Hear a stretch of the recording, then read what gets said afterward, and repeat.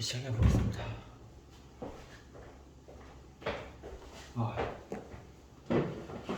매주 이렇게 지속한다는 게 쉽진 않은데 재미가 있어요. 고전 책을 읽으면서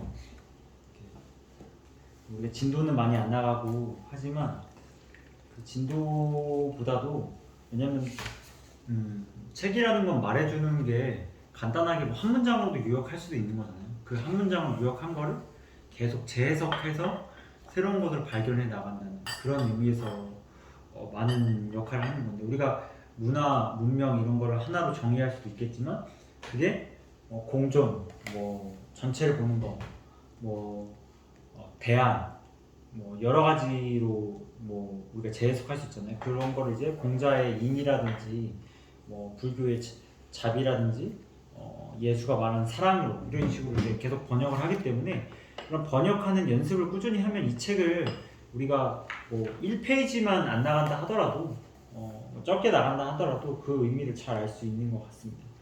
그래서 참 저번 시간에는 이제 33페이지까지 이제 그 성인이 이제 공존이나 공멸 이런 거에 대한 단어가 나왔죠. 그리고 그거에 대해서 복습을 했고,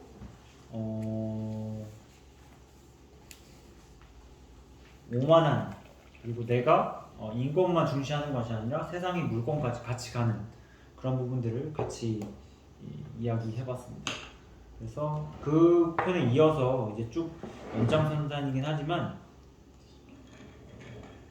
자기 삶의 주인으로 살아가는 첫 번째 도전이다 라는 부분부터 이제 시작을 해보면, 여기 책의 33페이지 마지막 있어요. 이제 좀 갑갑한 기분이 드는데 뭔가 언어에 대한 회의감이 든다고 해야 할까? 애써 노력해서 얻은 지식과 언어들이 다 쓰레기통으로 들어갈 수도 있는 거잖아 라고 나와요. 그러니까 노력해서 얻은 지식과 이런 것들이 결국 내가 강아지보다도 못했기 때문에 의미 없는 거 아니냐 하니까, 아까울 거 없어. 쓰레기인 줄 모르고 애지중지하는 것보다 낫잖아. 그쵸? 이게 그냥 내가 그러니까 필요 없는 것은 있는 이만 못하는 거잖아요. 이런 개념이 법정 스님이 말하는 무소유라는 건 갖지 않는 것이 아니라 필요 없는 것을 갖지 않는 것이다 라고 말하는 것처럼, 필요 없는 건 버리고 자기 삶을 주인으로 살아가는 사람의 첫 번째 도전이다. 그 허무함과 의심을 품고 열심히 고전을 공부해 나간다면 모든 성인의 메시지가 술술 풀릴 거야. 어려운 고전이 만화책이 되는 순간이지 라고 나오는 거죠. 근데 진짜 고전이 만화책 같으신가요? 만화책 아직까지는 아니시. 네, 그렇죠. 저도 만화책은 재미라는 게 정의해야 되는 것 같긴 한데, 만화책은 뭔가 빨려드는 듯한 느낌이 있었거든요. 그 세계관에. 그리고 이제 시간이 빨리 가요. 그거를 재미라고 한다면, 고전을 그렇게 읽으려면 그만큼 저변에 깔린 그 많은 지식들을 알아야 된다고 생각을 해요. 공자가 어떤 삶을 살았고, 공자라는 사람은 어떤 사람이고, 그렇기 때문에 공자는 이런 말을 할 수밖에 없었다 라는 조건이 있어야 되는데, 그런 거가 없이 그냥 학시집지 읽으면 별 맛도 안 나고, 왜 지금 대한민국 사람들은 학에 미쳐 있잖아요. 진짜 학에 미쳐 있어요. 근데 습을 안 하잖아요. 복습을 안 하고 그러니까 제가 친구들이 저한테 하는 말 중에 하나가, 야, 중학교 배웠던 내용을 아직도 기억해야 되냐? 너는 왜 아직도 그런 내용을 말하고 있냐라고 하거든요. 쉽게 말하면 우리가 만리 인력의 법칙 다 배워요. 중고등학교 때 시험 문제도 나오고. 하지만 그거를 왜 기억해야 되냐 이런 식으로. 그러니까 습이 없는 거죠. 왜 그때 내용을 그때 배웠고 그게 나한테 저는 좀 메시지. 그러니까 그런 저변에 있는 것들을 꾸준히 공부를 해야 되는데, 그런 게 이제 부족한 부분들을 이제 만화책이나 이런 것들은 적더라도 고전은 많이 필요하다는 거예요. 그때 성원이 형 그런 거 많이 느끼나요? 고전을 공부하기 위해서는 저변이 좀 필요하다. 그래서 저변이 없는 걸 한탄하고 있어요. 그럴 수 있죠. 이게 좀 어려운 것 같아요. 근데 그게 또 지식적으로 공부를 하지 않으면, 그러니까 공자가 야합을 해서 태어났다라든지, 뭐 70대 노인과 뭐 20대 팔팔한 10대 처녀에게 그 태어났다라는 사실과, 그리고 공자의 아버지가 일찍 돌아가시고 무당이었다는 사실은, 그걸 공부하는 것 자체가 물론 시간은 적게 들긴 하지만 되게 뭐 재미도 없어요. 그냥 뭐 지식적으로 받아들인 건데, 그런 거에 대한 감각을 일깨우는 거죠. 우리가. 최근에 고전에서 이런 말이 나와요. 공자 선생님은 그 약간 그 뭐지, 그 장례식장에 갔을 때 뭐 이렇게 많이 드시지 않았고 배불리 드시지 않았다. 그리고 그게 끝나고 난 뒤에는 집에 가서 노래를 부르지 않았다 라고 나와요. 근데 그게 언뜻 들으면 되게 상식적인 이야기고 보편적인 이야기로 들리죠. 근데 그거를 한번 우리가 이제 공자 입장에서 되살려 보면 어떤 의미가 또 될까요? 형은 어떻게 느꼈어요? 이런 고전 시간에 들으면서? 아 저거 화요일날 발표하려고 했는데 미리 시켜. 아 그래요? 아니 근데 이거는 화요일날 이후에, 숨겨진 비장의 무기. 아니 이거는 미리 시켜버리네. 이 영상은 제가 화요일 이후에 올려. 당연하지. 앞으로 저번 주 영상도 아직 안 올렸어요. 저번 주 영상도.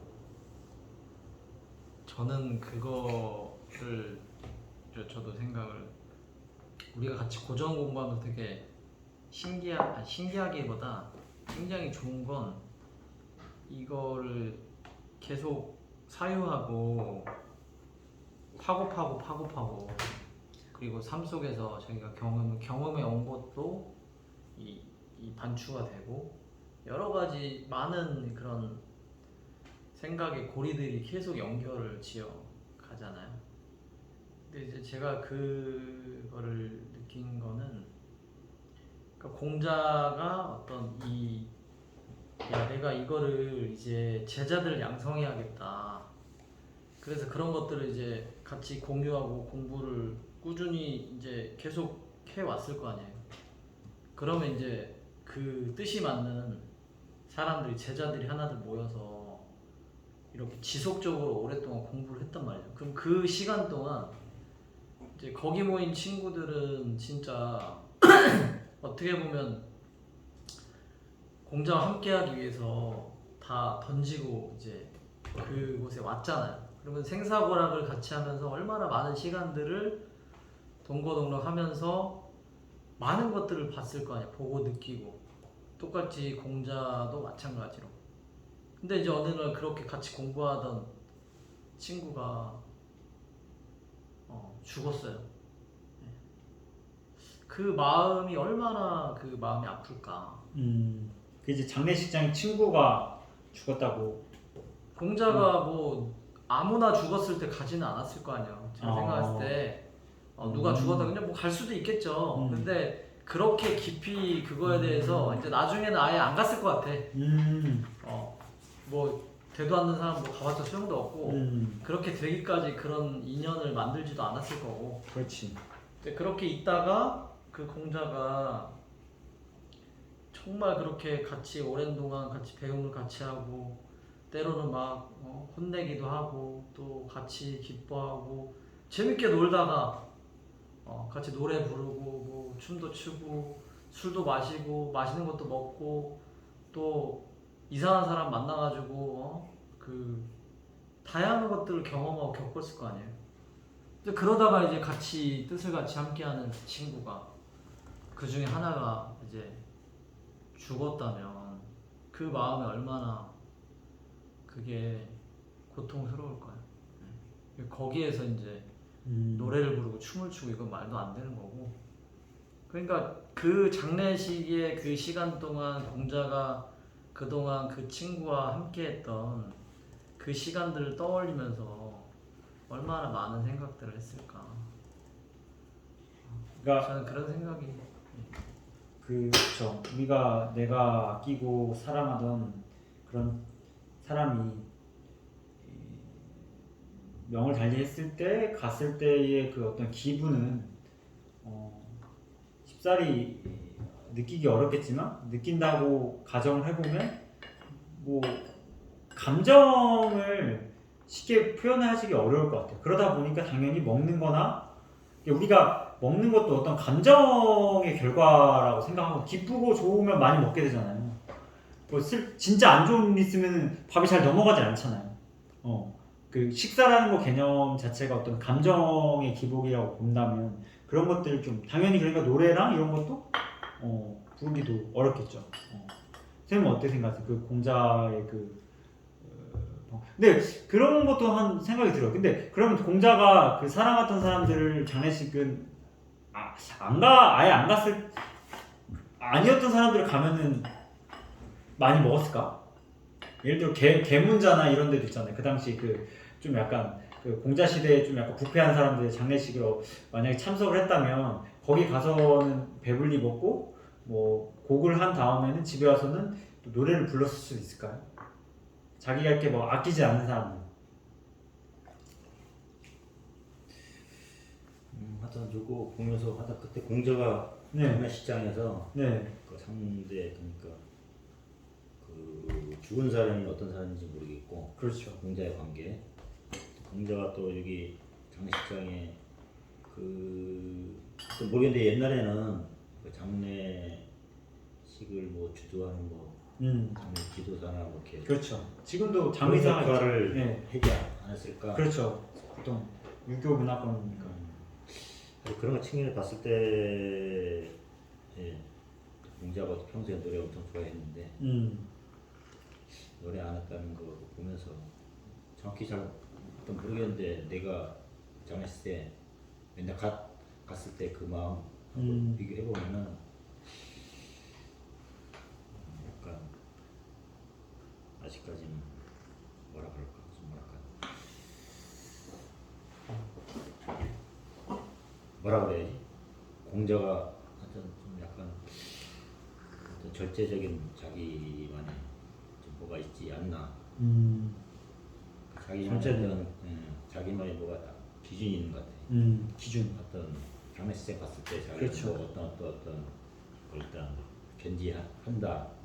여러 개 있는 것 같은데 그 반면에 나는 그런 장례식 갔을 때 어떤 걸 뭐 지켜야 된다 하는 게 없는 게 문제가 아닐까 해서 그런 측면으로 나를 약간 돌아볼 수 있어요. 돌아볼 수 있죠. 저도 돌아보는 그런 마음 생각이 좀 들었어. 장례식장 저도 많이 참석을 안 해봐서 그거에 대해서 명확히 알긴 어렵지만 아마 그 당시에 그 장례식장 선생님 말씀해 주신 것처럼 모르겠어요. 그때 아니고는 먹기가 어려웠을 수도 있다는 생각이 들더라고요. 그러니까 지금도 장례식장 가면은 좀 약간 먹을 거를 주잖아요. 기본도 많이 주죠. 많이 주잖아요. 그리고 또 많이 먹는 사람도 있어요. 그런 사람들이 있어야 또 이제 상주의 그 외로움을 달랜다는 말도 있지만 그런 사람도 있어야 되지만 공자 시대 때도 마찬가지로 그 먹을 거를 거지들이나 이런 사람들 그런 사람도 줬을 것 같아. 뭔가. 그러니까 그때만 좀 먹었을 것 같아.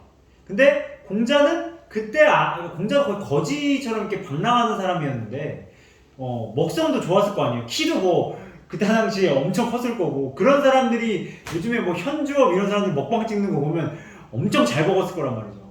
엄청 배고픈 상태에서도 자기의 마음을 절제했던 거죠. 그러니까 그렇게 갔어 거기에서도 곡을 또 열심히 한 거야. 근데 그러니까 너무 슬프니까 곡을 또 열심히 하니까 그러니까 이런 거죠. 그러니까 어떤 개념이냐면 저는 이게 공자가 많이 먹고 싶은데 그걸 절제했다는 느낌이 든다는 거죠.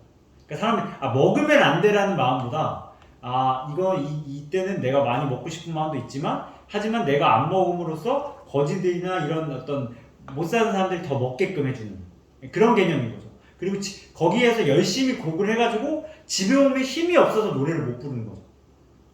그러니까 여기에서 여기에서 곡을 했으니까 집에 가서 내가 곡할 힘도 남아 있는지 아닌 거죠. 그러니까 그러면은 좀 더 오히려 공자가 느끼는 부분을 좀 더 감각적으로 와닿았다고 생각해요. 그러니까 왜냐면 이제 집에 가서 체력이 없을 정도로 곡을 했다라는 것 자체가 그거에 대한 예의니까. 만약에 근데 곡을 그 마음을 살리기 위해서 집에 가서 곡을 안 한다고 하면은 그거 어떻게 보면 억제하는 듯한 느낌이 드는데 오히려 체력의 진을 다 뺐으니까 집에 가서는 할 그런 염두도 안 나는 거죠. 그러니까 그런 게 좀 약간 느껴지더라고요. 그러니까 열심히 노력해서 내 에너지를 다 쓰는 거죠. 그러니까 집에 와서도 다른 노래를 부를 기력조차 없는 거죠. 왜냐면 많이 못 먹었을 테니까 또. 그러니까 그런 거를 좀 느꼈던 것 같아요. 그러니까 공부를 했을 때는 옛날에는 그러니까 그런 기분이니까 노래를 안 불렀겠지라고 느꼈는데 지금은 체력이 안 돼서 안 부르셨겠다. 이런 개념으로 좀 다가왔어요. 너무 열심히 그 곡을 하셔가지고.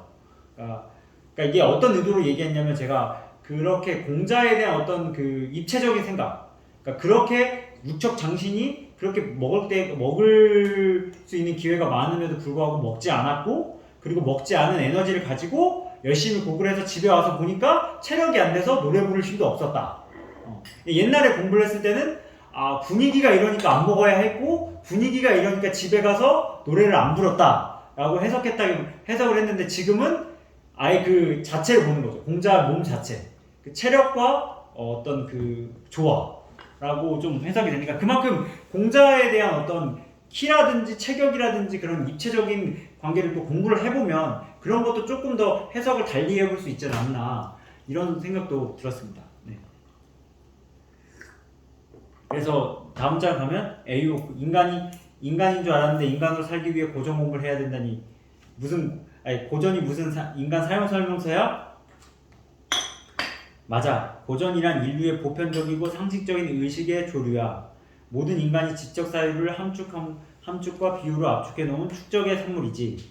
한 개인의 언어가 아니라는 거야. 문명사에서 인간이 저지른 모든 사악한 전쟁과 악행에도 불구하고 인류를 존속하게 해준 언어이며 인류 지성의 의지로 축적되어 온 서물이 바로 고전이야.